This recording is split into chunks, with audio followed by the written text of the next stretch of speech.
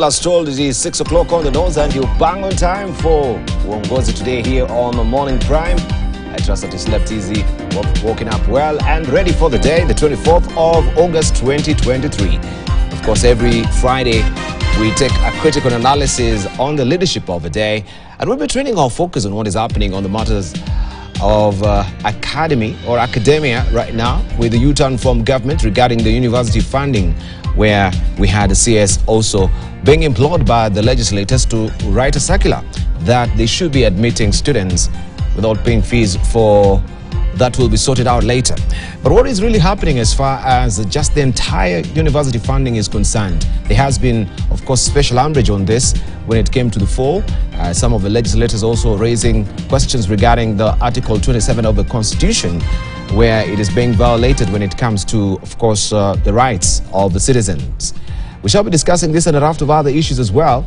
It looks also like what is happening within counties as far as corruption is concerned. Also in, we have matters of corruption from Kakamega County, where we saw the former governor being investigated by the EACC. And even today also, matters of corruption that is headlining the dailies regarding the bogus rice that has been on our table. What really happened?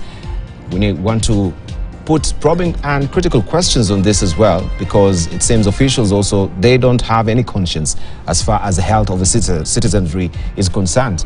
They can go full steam ahead feeding you with bogus rice, contaminated sugar, and of course we know how that really pans out. I'm joined this morning by Dr. Isaac Kalua Green, who is the party leader of GTAP, Green Thinking Action Party. Also will be joined later by Dr. Martin Olo, who is an advocate of the High Court. Also will be joined by Branweke, who is a lawyer, and Kiprito Arapkirwa, who is a governance and policy analyst, and of course also a former minister in Moi's government. We have a full stock show. You get to drive the show with me. You can hit us on Twitter at KTN News is my Twitter handle. Also at KTN News is where you can use your Instagram as well. At Dibalane is my X handle. Yeah, we'll get used to that right now. That is my X handle. And of course, you can chime in, fire your questions, and we shall be also sharing them on air in the course of the program. But for now, let me just hear from Dr. Green before we buckle down to paper review. Good morning, sir. Good to see you. Always a supporter of green. You're looking sharp in green. I decided to be also green aligned. There you go. How are you? Look forward to a great week. It's been a week full of so many things. Yes. But what a relief with the issue of education. Yes. You know, a country that does not focus on its education system and how to support students is quite an issue. Yes. And therefore, I'm glad to see that students will report to university. It's worrying. It's very worrying, and these are things that we need to deal with as soon as possible. So it's quite a relief, and we look forward to getting people focusing on such issues that affect Mwananchi more than what the people who are able to support themselves in other ways would be able to do. So it's great, and we look forward to a great weekend and a week that is going to be so powerful. We are now remembering the promulgation date of our Constitution this weekend. So these are things and discussions that we look forward to have in our country that is going to help us. But I pray that our people can start thinking of each other. We are a country, people are very stressed in the country. People are going through very hard times, and we need to be very considerate about each other. This is something that we are lacking as a nation. We need to be able to see, well, how can we support and how can we be each other's brother's keeper. Yeah. So I look forward to a week full of action ahead, and you can see Brian is here. Brian today is white. Expect quite a lot. We shall hear from Brian as well, up and early. Yes. Good. But also, I just wanted to raise the issue of El Nino, that we have the Met Department really warning, also the African Union Met Department warning that we should be prepared for some landslides and El Nino. So early warning is there. Early warning preparedness, this is very important. These institutions need to be supported even more. We need to channel our resources out of where we are misusing them into a space where people can be able to understand. Education is so important. When El Nino is mentioned, when La Nina is mentioned, when these disasters are mentioned, whenever they are mentioned, it means there is a very major risk that people may lose their lives, that there will be a lot of discomfort, and therefore early preparation is very important. But how do you do that? How do you put your resources in education so that people can be able to know? Our roads end up being the rivers or transporting water. What are the county governments doing?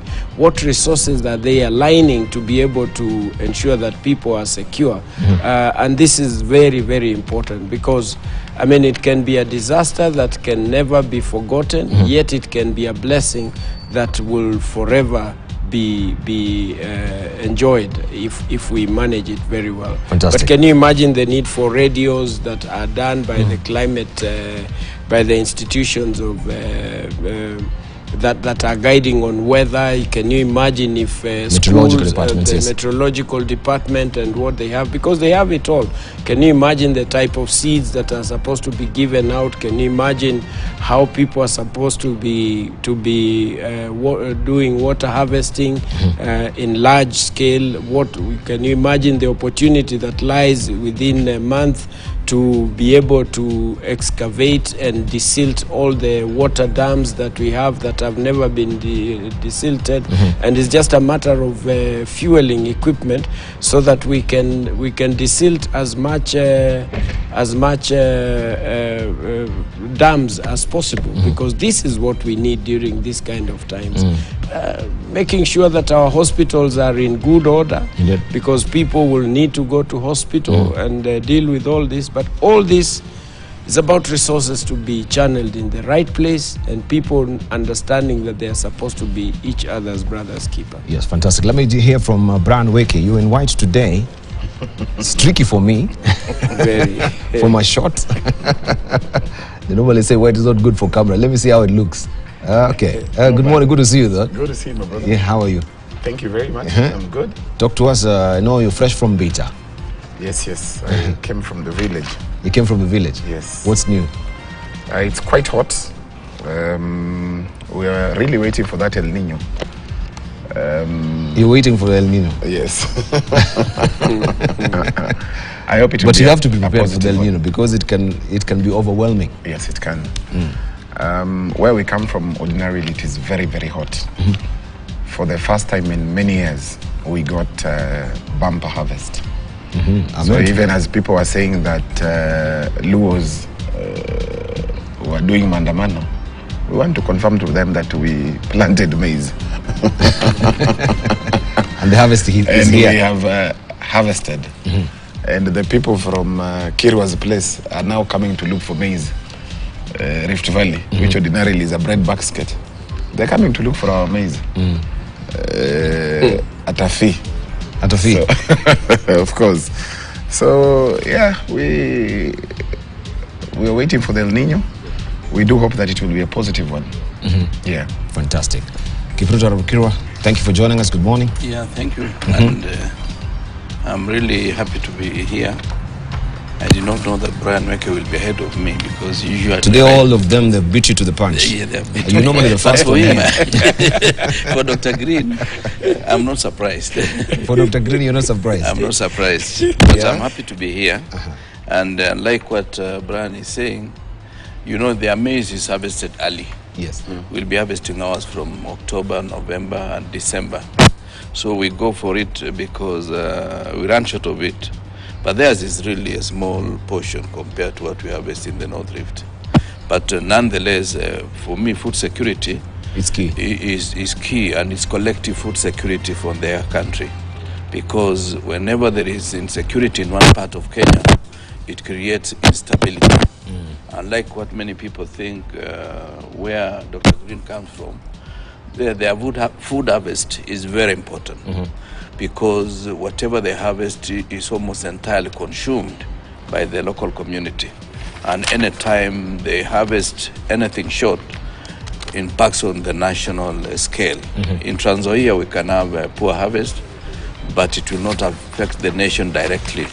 It will take a bit of time because we harvest slightly more than what you consume. Fantastic. So the excess we release to the market, and the market may suffer, but it takes a bit of time for that to be felt. But to Kambani, whenever there is shortage, it impacts on the nation because every household will not have anything.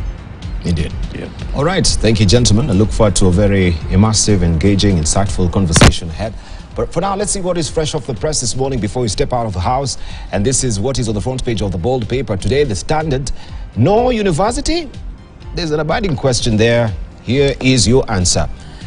That is the splash today. A reprieve, big relief for parents and their students who are due to report to public universities for the first year.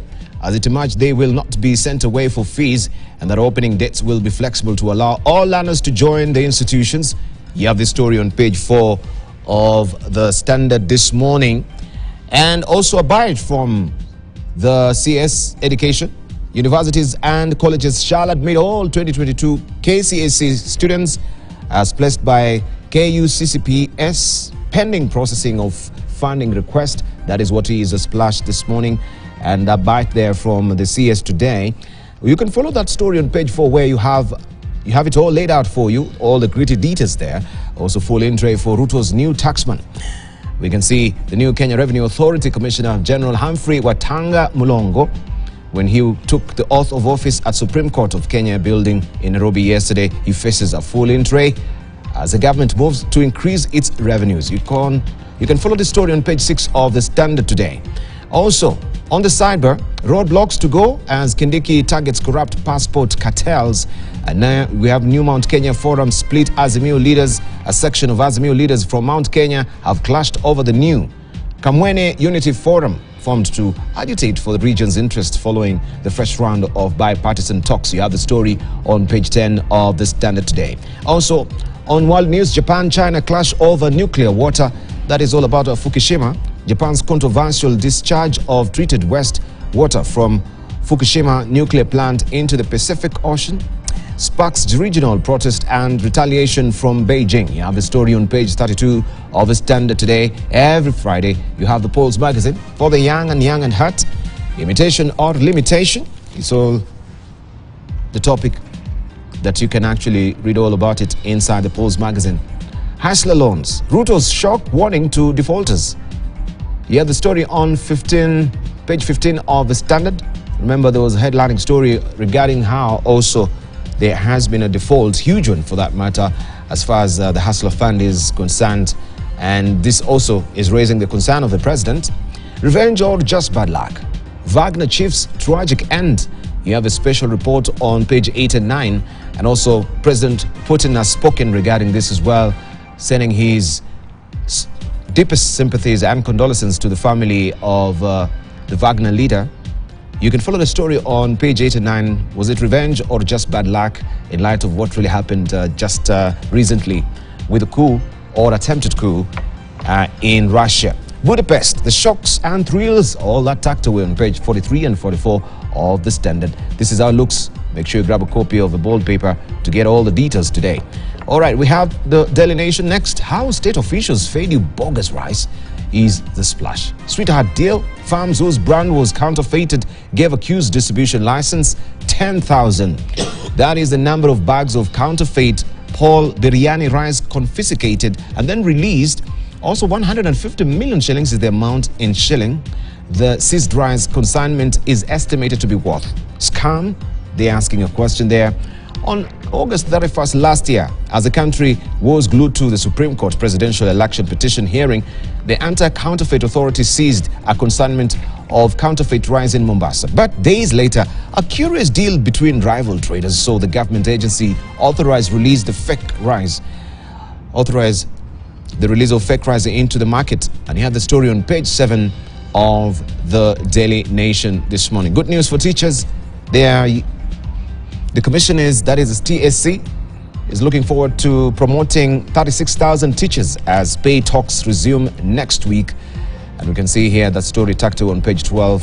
Teacher Service Commission will advertise 36,000 vacancies for teachers' promotions. This comes after salary increment talks collapse. You have the story on page 12. Looking at the sidebar there, state loans, Ruto warning over hustler fund default. President cautions defaulters will not access new state loans until they repay debts. And nearly all borrowers have failed to repay mobile phone loans despite being offered a 50% haircut. That is a story on page 10. Is it a 50% haircut? Well, you can read the story on page 10. Health. Report FGM, the leading killer among young girls. New study says complications related to female circumcision are the leading cause of death among girls. That story continues on page 16 of the Daily Nation. Let's look on top here where we have the teaser reveal secrets of Ruto and Raila talks with ex-Nigerian presidents. We reveal the reason. The reason President Ruto gave opposition leader Raila Odinga and ex-president Olusegun Obasanjo for his insistence that cost of living cannot be discussed. We can follow the story on page 4. We reveal the reason President Ruto gave in to opposition leader Raila Odinga and ex-president Olusegun Obasanjo for his insistence that cost of living cannot be discussed. You have the story on page 4 of the Daily Nation. The Voice is also Pulled magazine. It comes in handy for you every Friday inside the Daily Nation. Kindiki, cartels hijack supply of passports. CS tells MPs he'll make leadership in cleaning up mess at Nyayo House, which he's calling it a crime scene. CS says he's received credible intel that graft is contributing to delayed processing. And this story continues on page 7 of the Star this morning. How they turned up at the Ma Cultural Festival 2023. All right, this is President William Ruto dressed for the occasion, and also Deputy President Rigathi Gachagua and the Prime Secretary, that is Prime Cabinet Secretary Musalia Mudavadi in Masai regalia during the Ma Cultural Festival at Masai Mara. They're looking nice. Huh? Looks good, isn't it? See, I wonder. Beyond the images, it's about the culture. Yes, continue. We need to be able to think about how we can promote our culture. We are mostly engaging the nation on things that do not necessarily positively affect the Mwananchi.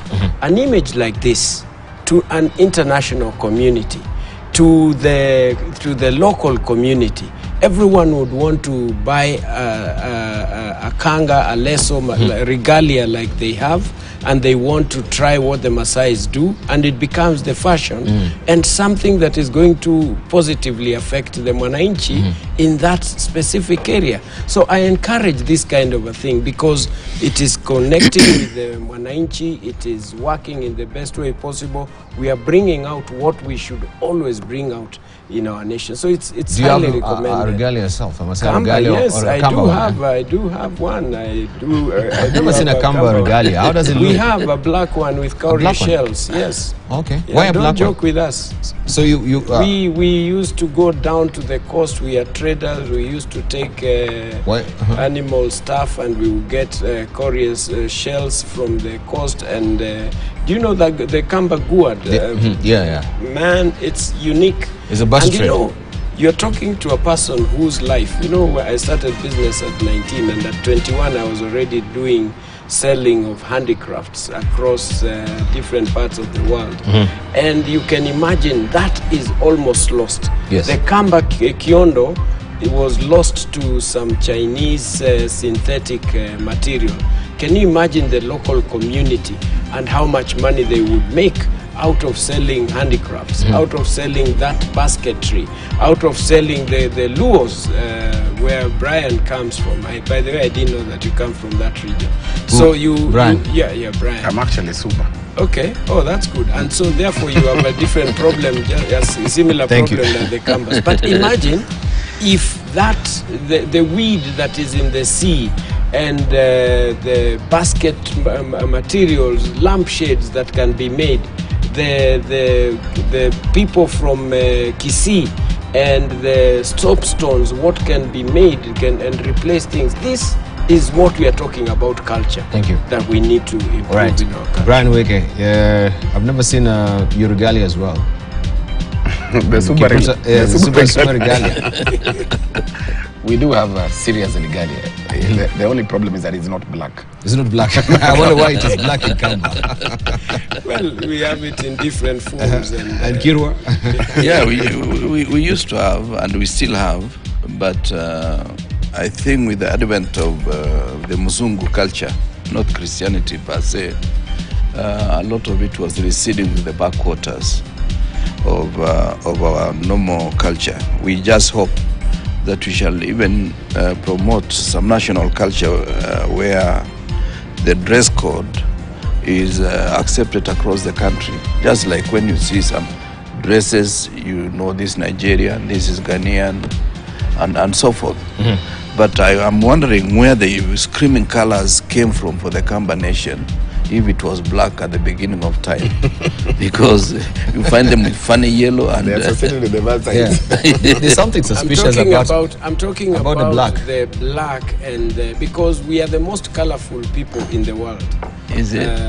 You can imagine. We give it to you. Green and yellow, we are okay, and we are happy. And you know, the colors belong to us. We are just talking about. We are just As your talking time will about tell us. Yes. But I don't want us to miss something that is in this image. It is not just the clothing. It is not the regalia. It is the smile on the faces of those leaders. Look at the smile on President Ruto. Look at the smile on Rigathi. Of course, they're posing Look for at a all picture. that. Yes, of You're course. going to smile. That is the image that I'm talking about. Fantastic. Yeah, All right. That is the image. I don't Let's understand. move that on. goes deeper. I know many other things. Kalua will be actually giving us a lecture on this. I think we should also organize a better seminar be for ready him for on that. on the culture as well. Yes. Let's move on with the dailies and see what the People Daily is holding for us. This is what you're waking up to on the front page of the People Daily. The director may just pick it up on full. There's a fee crisis. That is fees crisis hitting varsity students. That is what is on the front page of the People Daily this morning. Where is the money? Freshers are expected to be admitted next week, but the health portal has crashed, forcing hundreds to turn up at headquarters in desperation. Could we have it in full, please? And then we can see the CS there when he was before the cabinets, all the legislators, that is the Parliament Education Committee, to answer questions about the students' loans crisis. CS says he has asked the universities to give learners 1 month to pay up. That is what we have. And at a glance, we'll give you this story much later. Adding insult to injury, institutions have been directed to take in few learners, although they owe 61 billion shillings in statutory deductions and to various suppliers. Also, this story, you have it on page... I'll try and see what the page is here. On page 4 of the People Daily. If you could have the People Daily in full, it would be nice. On the sidebar, Kenya aims to harvest more gold in Budapest. National heroes led by Faith Kipyegon have an opportunity to snatch 3 more medals on last day of Athletics Championship. That story continues on page 26 of the People Daily this morning. Kindiki promises passports crackdown. That is another story that you want to follow on the front page of the People Daily. Family Bank earns 2 billion shillings before tax. That is the story that you want to follow on the front page of the People Daily. That is tucked away also in the business pages of the People Daily. Total man mpya. That is what Taifa Leo is saying. Total man mpya ageuka kipaza sauti cha rais akikabili mawaziri na upinzani alivyofanya Biwott. That is the story that you want to follow inside the Taifa Leo this morning.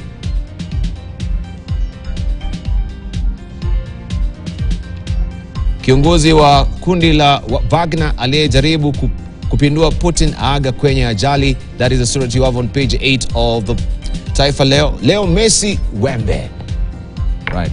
That is what you can follow on page 20 of the Taifa Leo this morning. Raila adai jeshi lake la windwa.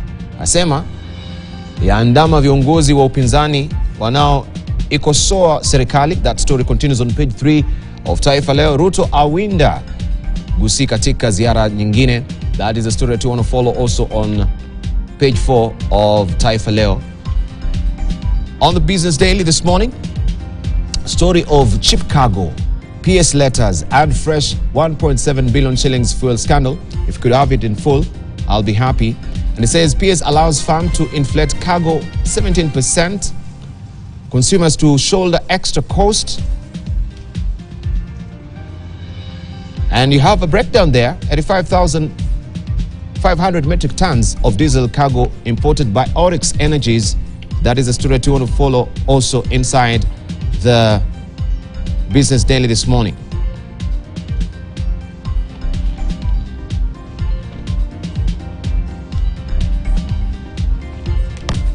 Caring to mine data from telco systems to net tax cheats is another story that is on the front page of the Business Daily. MPs and hand CBK new powers to fight dirty cash.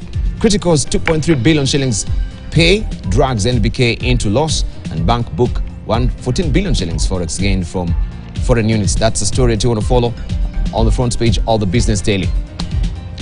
This is Uganda Daily Monitor.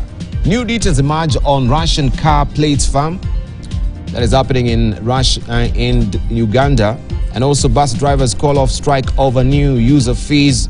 Remember, there was a bus strike in Uganda and the fares also had gone up yesterday. You can follow the story there, but now that strike has been called off at relief to many, and now driving schools are ripping off new drivers. You can follow the story inside the Daily Monitor if you're waking up in Uganda this morning. Museveni commissions 16 factories in Mbale. In Tanzania, Samia's message on strengthened BRICS Africa links is a splash. Today she said Tanzania envisions a BRICS Africa partnership that fully supports the continent's endeavor to promote and strengthen regional value chains. The story continues on page 2, and we can see this is the 15th BRICS Summit that is happening in Johannesburg. And there we have President Xi Jinping and the President of Tanzania, Samia Suluhu, holding court there at a session at the BRICS. TMA warns of El Nino effect on short rains. Dr. Kulu, this is happening also in Tanzania, and everyone is warning their regions as far as the El Nino effect is concerned. Are we prepared for the rains here? If we hack back to, was it 1998? Yes, when we had El Nino here in the country, and there was a massive devastation. It was really caught us unawares. All right, the creative tapestry of Ali Massoud's. This is Kipanya. You can follow all that story inside the Citizen in Tanzania. And the New Times, prison population on the rise despite decongestion efforts. Government says the rise in number of inmates does not mean the congestion is increasing. And the other story on page 4 of the New Times today.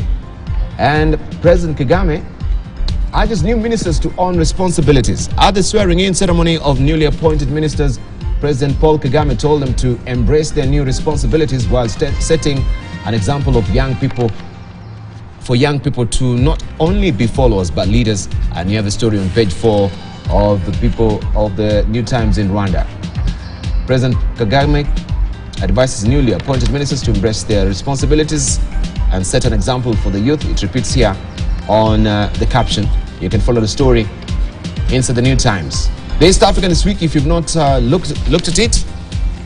Exit MONUSCO. Who is next? That is a question. Congo's southern neighbors are sending in a force to buttress its defenses as the UN mission lives after 25-year checkered history. The UN warns that the security situation in the troubled East could worsen unless another mission steps in. Who will it be? EAC or SADC? That is a probing question. The story continues on page 4 and 5 of the East African this week. China Daily. BRICS expansion hailed as historic. That is what is the splash today, and we can see Xi saying adding 6 more members will mark new starting point for group's cooperation. And that is the story that you want to follow inside the China Daily. Continues on. There's an editorial as well on this on page 11 of the China Daily. Wagner chief presumed to have died in plane crash is a sidebar story there. Yevgeny Prigozhin, the chief of Russian private military group Wagner, which staged a brief and unsuccessful mutiny in June, was on board a plane that crashed on Wednesday near Moscow with no survivors. Russian officials confirmed an investigation has been launched into the crash of the Embraer aircraft. The Federal Air Transport Agency said in a statement on Wednesday, the agency published the names of all 10 people on board the plane, including Prigozhin's and that of Dmitry Utkin, his right-hand man, who helped found the group. Russia's investigative committee said it had opened an investigation and had mentioned earlier that also President Putin has sent his condolences with this. He says also he was a controversial man, making sometimes very unpalatable decisions, according to him. But you can follow the story inside the China Daily today. This is the latest copy of the Newsweek, and this is a special climate issue. Scientists have a new message for a generation gripped by climate anxiety. Don't lose hope. That is a splash. And also you have inside 8 young innovators leading their way forward. That is what we have on the front page of the Newsweek this morning. Editorial cartoon. This is where now I want to bring in Martin Olo. Looking at what is inside the Daily Nation today. Ababu Namwamba has been the man on the spot there, trying to hit the bullseye. Probing questions also hovering over his head regarding his docket. He says he's squeaky clean as far as his docket is concerned. He has nothing to worry about. Yeah. He has no scruples. Yes. Do you think this was a hitch? But people were talking about the political flip side of it, and also looking at the Kenya Kwanza side and Azimio side, the debate that was on the floor of the House. They say it is purely political and nothing to do with the performance of that particular docket. Absolutely. What do you say? I think that, and good morning again. Good morning to you. I think that, and as always, Babu Namwamba is right, he's squeaky clean, he's running the ministry very well. All these other issues are non-issues, because what are they accusing him of? You know, some of those things that they are saying cannot be true. And even if they are true, who can be the first one to throw stones at him? Not members of parliament. This country is not run on the basis of people being squeaky clean, Mr. Brian Weke. These are just normal Kenyans that we put in offices, and they have no more history for anything. We've decided that things like leadership, integrity don't matter. So let's not try and moralize the performance of the ministry beyond what is possible. So if you are looking for somebody, perhaps a priest, to put in the Ministry of Sports, that's not Babu Namwamba. So don't try and tell us that there are issues there. Those are not issues that bother Kenyans. If they were, we would not even be talking about it. So some of these things are not necessary. So I agree. Just politics. It's just politics. The usual pull and push. But Babu Namwamba is squeaky clean. Even from the way he's smartly It looks like he's already been hired as if there's any case for that matter. So I must say that he has his side of the story. There are the other people with their side of the story. But for now, we don't have any reason to doubt that he's, it's politics. Yeah. Right. Okay, let's just get to these stories as well regarding also the Matters Academia. We can chime in, where the government has directed vice chancellors of all public universities to unconditionally admit all first-year students beginning Monday, pending the processing of their government funding. Speaking in Parliament when he appeared before the Education Committee to offer clarification on the new university funding model, Education Cabinet Secretary Ezekiel Machogu further gave the assurance that although students have a maximum of 2 years, or 2 weeks I should say, not years, to apply for funding, the government will extend the application period to ensure that no one is locked out. With universities set to begin admitting their first-year students, Education Cabinet Secretary Ezekiel Machogu appeared in Parliament to clarify on the many questions surrounding the new funding formula. The MPs wanted to know why the government was pushing 12 admissions commence next week without disbursing the requisite funds to universities. Machogu informed the committee that universities will have to be patient. So what I want from you, CS, is to confirm two things. And the first option is the best as the people's representative. That on Monday, when those children go to the institutions, they will be allowed in so long as they have the letters pending the processing from Mr. Ringera and his team in terms of the funding. If that is not going to happen, why the rush? They will be there for 4 years anyway. They can wait for another 1 month or even 2 and report in October when things shall have been put in a better perspective. Will they report without money? We have made it clear to our public universities and they will be admitted while we are processing disbursement of funds to all our public universities. The CS was pushed further by the committee to write a circular to all public universities. He assured parents and students of admission to the various institutions as they await government funding.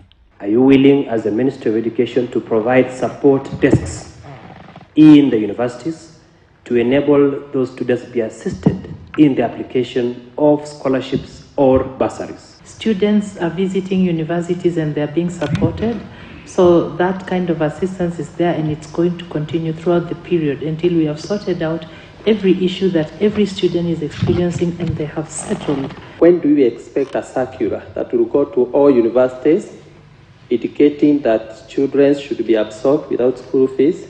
And at what time? Will it indicate the time the child will be allowed to be in school as the government prepare? Because that's the only assurance. We undertake to provide the circular anytime before the end of the week, because it is of necessity that all our university know this as we provide the way forward so that our students can be admitted without any such. And true to his word, shortly after he left Parliament, a circular addressed to all vice-chancellors of public universities and principals of constituent colleges and copied to the head of public service Felix Koskei, PS Higher Education Beatrice Inyangala, and clerks of both National Assembly and Senate was released. Among other directives, vice-chancellors have been directed to admit all students pending processing of their funding. Earlier, Machogu and his team, which included Principal Secretary for Higher Education Beatrice Nyangala, COOP's Chief Executive Officer Agnes Wahome, HELB CEO Charles Ringera, and Universities Fund CEO Geoffrey Monari, were required to explain why they placed some students in private universities to study courses they did not select. What do we tell students who applied for a public university and were admitted in private universities in the courses that they did not choose? In case there is a child who was placed in a private university against his or her wish, I think that is unprocedural, that is not proper. University students have until September 7th to apply for government funding. However, the Education Cabinet Secretary says the government will extend the period to ensure no student is locked out. Shadrach Miti, KTN News. Now, all police roadblocks across the country will be done away with from November 1st, 2023. The roadblocks will be replaced with patrol security officers who will man the highway after an uproar over escalating incidents of bribery at the roadblocks. According to Interior Cabinet Secretary Professor Kindiki Kithure, roadblocks will only be mounted on the request of the security operators with a specific agenda, and once achieved, should be dismounted. Brenda Zeda has more. For years, roadblocks have been a thorn in the flesh of Kenyan motorists, with some complaining about delays, corruption and harassment at the hands of some security officers. Former Interior Cabinet Secretary Dr. Fred Matiang'i ordered the removal of roadblocks from highways, an order that was complied with for a short time. Matiang'i's successor, Kithure Kindiki, has now given a similar order, one to be effected within the next 3 months. We must remove all roadblocks and replace them with patrols and other ways of achieving the security intentions that roadblocks do play. Even though the Cabinet Secretary's pronouncement follows a presidential directive, the removal of the roadblocks will be at the discretion of security officers. Before a roadblock is set up, permission has to be sought from the traffic headquarters in Nairobi, from police headquarters. The purpose of that roadblock must be defined. As soon as that intended purpose is achieved, the roadblock is dismantled. While appearing before the National Assembly Regional Integration Committee, Kindiki was also put to task over the backlog of the issuance of passports. The CS attributed the delays to massive corruption at Nyayo House, which he termed as a sin of crime, and vowed to conduct a crackdown and cleanup. Currently, the backlog stands at 58,000, with the Department of Immigration and Citizen Services processing 5,000 passports daily. While the ID might take up to 21 days because of maybe special security procedures, the passport must take 7 days. At the same time, Kenyans will have to wait for 21 days to get their IDs. However, the government is planning to phase out IDs and replace them with what will be known as digital Maisha number, which will be translated to a death certificate number upon death. Personal number, which becomes the number at birth. It becomes their ID number when they reach the age of majority. It becomes their death certificate number when they exit the world. Meanwhile, Kindiki says over 200 firearms have been surrendered to the state and 78% of livestock stolen and recovered in 6 counties in the North Rift region. Brenda Zeda Radido, KTN News. Now, a political storm is brewing in Western Kenya over President William Ruto's upcoming tour. The disagreements among political leaders are centered around projects set to be launched in the region. Elected officials from the Azimio La Umoja coalition in Western Kenya, including MPs and senators, met privately with former Kakamega Governor Wycliffe Oparanya to discuss the visit. They announced a boycott of the tour, accusing the president of taking credit of former President Uhuru Kenyatta's projects. The leaders are also mulling the formation of a new political party. William Sige reports. A day after Azimio leaders accused Kenya Kwanza government of weaponizing the anti-corruption watchdog EACC for the arrest of former Kakamega Governor and Raila Odinga's close ally Wycliffe Oparanya, elected leaders from Western Kenya held a closed-door meeting in Nairobi. The meeting brought together MPs, women representatives, senators, and former Governor Oparanya. The agenda was to chart a way forward for the Mulembe nation. We are telling the people of Western that they must reject Ruto. He is simply campaigning. I've never seen a president who takes over and starts campaigning. The leaders accused the government of trying to silence Oparanya ahead of President William Ruto's tour of Western Kenya that begins on Saturday. This was a political witch hunt because of the politics of the region. They claim that Oparanya was targeted in a calculated move to kill off Azimio in Western region. They have singled out Azimio leaders who are rated highly in terms of performance and they turned them into criminals. The political leaders have vowed to skip the presidential tour, accusing the head of state of planning to launch projects that were previously inaugurated by his predecessor. They also accuse him of failing to fulfill campaign pledges, including the revival of all ailing state-owned Western sugar factories. Projects that are going to be launched are projects which have already been launched. And one of the roads was even launched by President Ruto himself when he was deputy president. What our people want are new projects. They also claim the government has also should change the region in regards to state appointments. The people of Western, you've been fooled enough. We are your leaders. We are telling you, reject this man. He is only coming to launch county projects. He is only coming to give you fake promises. One of the pledges was that 30% of government is going to be composed of people from the region. That has not happened. Instead, we are being told that this government has shareholders.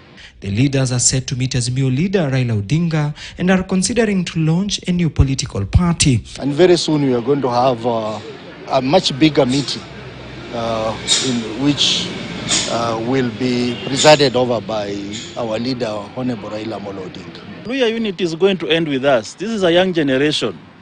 The likes of Mudavadi is gone. Weta is on exit. He's struggling to revive his Ford Kenya. Western leaders allied to Azimio coalition have vowed to continue having such kind of a sitting where they say they'll be able to chant one way forward as a community and find out a lasting solution to counter their Kenya Kwanza counterpart in Western. Willie Lusige, KTN News, Nairobi. All right, those are the stories that also act as a segue to our discussion as well, and much of the political scenario and landscape that has been happening this week as well. But before we buckle down also, let's just get down to go to history lane and see what we have today on the newsroom.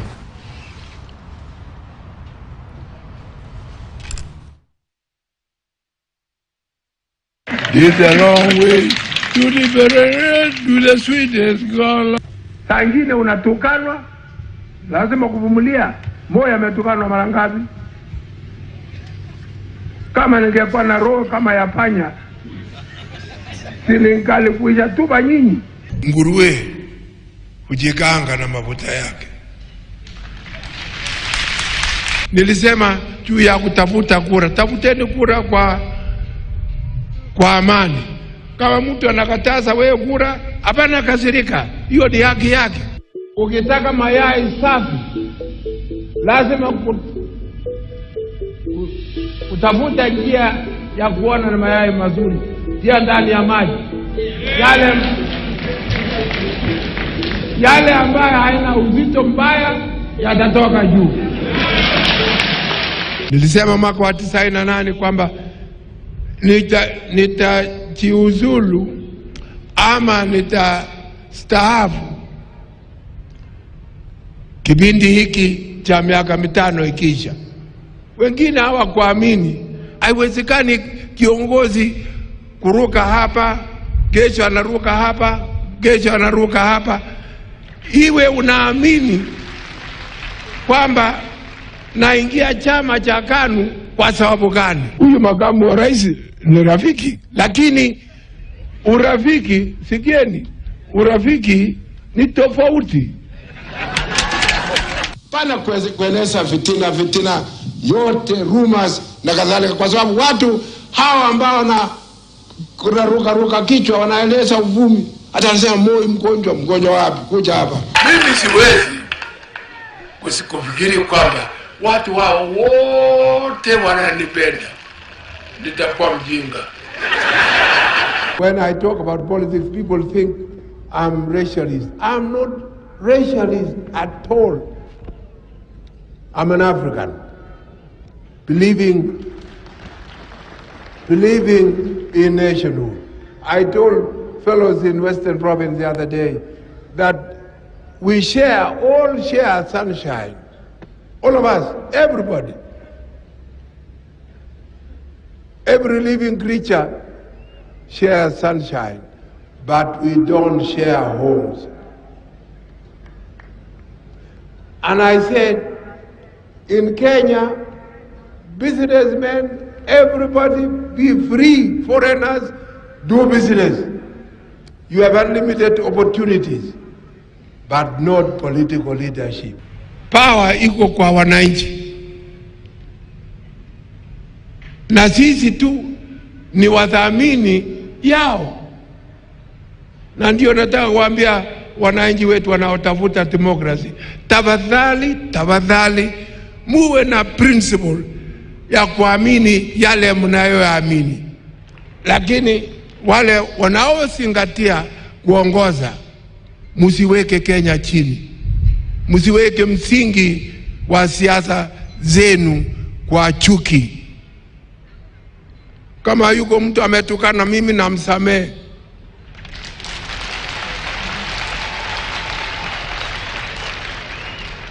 Na kama yuko mtu ambaye nimesema chochote ambaye kimeumiza roho yake, unisamehe.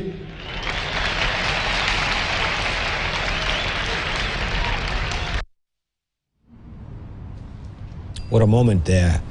That was just from our archives of remembering President Daniel Arap Moi. Nisame, I think that was quite a moving message that he left. We can always remember that, Brian Weke. And also we can see him here, or there is from the archives as well, during the 1998 bomb blast at the US Embassy. of Silo Noakes, and my director may just pick up that particular picture, him holding court with church leaders and also with Major General George Agowi. You can identify some of his church leaders there. Ndingi Mwana Nzeki, Brian Weke was not born by then. Guitar is there, and Bishop Kitonga, Bishop Arthur Kitonga of the Redeemed Gospel Church, and yes, this was in General Agoi. General George Agowi as well. That was on 1998, just following the bomb blast at the U.S. Embassy. This, of course, is the month when tragic events really. You escaped that tragic moment by a whisker. Less than 3 minutes. Less than 3 minutes. Can you imagine? You'd gone to the U.S. Embassy, or where were you? No, I was passing by. You were passing by the cooperative bank. Yes, just 3 minutes. And you see, why I also say that God has reason for me to survive and to only do the good thing and go away is because I also escaped the one for 27th of August 1996 in Atlanta, Georgia, by less than 1.5 minutes. That's why this man has reasons to praise God and I have worship to him. praise God. I have a purpose for life. You are a living testimony. I am a living testimony. That is for real. Yeah. So, and you see, and that picture, look at it, the church leaders. This is a time that church leaders were out doing what is right, being at the right place in the right time. You remember them with Wangari Maathai at the church, All Saints, about the Times Tower. Here they are about disaster like this. But today, when there is such a problem, you'll find it is only politicians. Church leaders are not there. The business community is not there. And this is where I think the church leaders have left it out for people to keep asking questions time and again, to the point that now it is becoming very, very necessary to have a code of ethics about churches and all things that are around there. I think, and that's what I think I started with. We need to be each other's brother's keeper, to be kind to each other, because that is lacking by the day. Shida zimekuwa mingi until we are just focused into our own space. I mean, how do you even as leaders go to form a group that is calling itself Kamwene, meaning it is ours. When we see you, we know that you are about nothing else. You're exclusive. But your own agenda.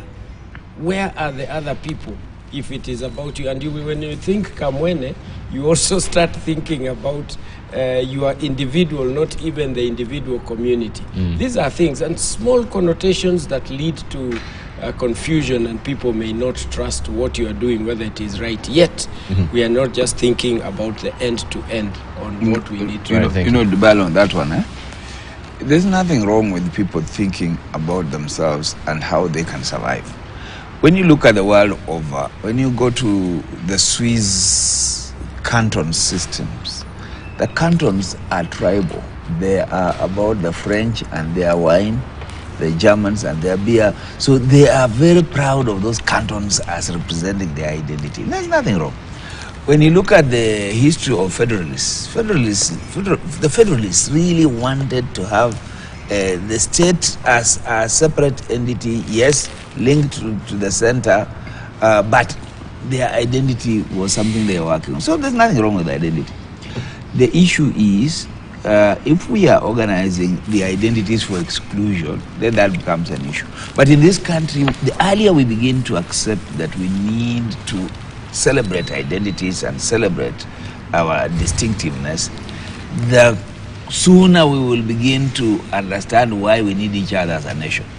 So when we celebrate our athletes, we are saying that this genetic disposition from these regions where the hills are and where people keep walking up and down every day does actually give them a rare opportunity to then rise to a level of being athletically powerful. So those are issues that we should celebrate. So that when I look at Mheshimiwa here and I look at his history and the history of the brave Nandis, it's something you can't take away from them. Thank you. Yeah. Thank you. Before we take a short break, just briefly, just the sentiments of Moi that you've had there, Yes. maybe it can conjure up a lot of memories that also you have during his administration, where you used to be the cabinet secretary briefly. No, I was assistant minister Assistant twice. minister. Yeah, twice in the same Ministry of Agriculture. And let me say the following: President Moi took leadership as a full-time job. He was not doing it for a show. He was doing it because he fully believed that commitment to the nation is the principle number one that every Kenyan should carry. Two, when you look at that picture, it tells you a number of things. Perhaps it's not the church that is refusing to go. It is the coordination from the presidency that allows people to be together at that particular time. And more telling is the fact that while President Moi was seen to be a man of rungu all the time, this was an occasion that he realized it was not about rungu. It was just appearing like any other Kenyan, mourning the lives of the Kenyans and other nationalities who were killed at that place. And it's still something I respect about him. He dressed for every occasion. He took everything seriously. Some of us learned basic etiquette from the way he handled things, the way he believed in collective responsibility, coordinated leadership, focused. He may have had his own challenges, but one thing that I can say, because I disagreed with him many times, I was not a good boy. But what is important is that any time you went to him, he could allow you to discuss with him the reasons why you are behaving the way you do. And coming from Trans Nzoia, which is multi-ethnic, I had to explain myself that if I was to behave typically as any other Kalenjin MP, I would not be able to survive Cherangani politics. And he understood me, but he told me, and the first time I met him before I became an MP, he had told me, should you win, make sure that you embrace the diversity of the constituency. And that is one reason we used to disagree, but when I met him, I used to remind him of that issue, that you told me to embrace the diversity of Trans Nzoia, and this is what I'm trying to do in the midst of multi-party politics. And I used to be the only MP surviving in that county, in Kano. Okay. Unlike I'm going for a station break, Brian. It's 7 o'clock on the nose. Can I just reserve your comments for the other side of the break as well? 7 o'clock on the nose. We'll take a short break right now. You're watching Ugozi Today here on Morning Prime. When we circle back, of course, we shall hear from Brian Weke. We have the soapbox to just give you also just an inkling of how the week has been with some of the bites that we have been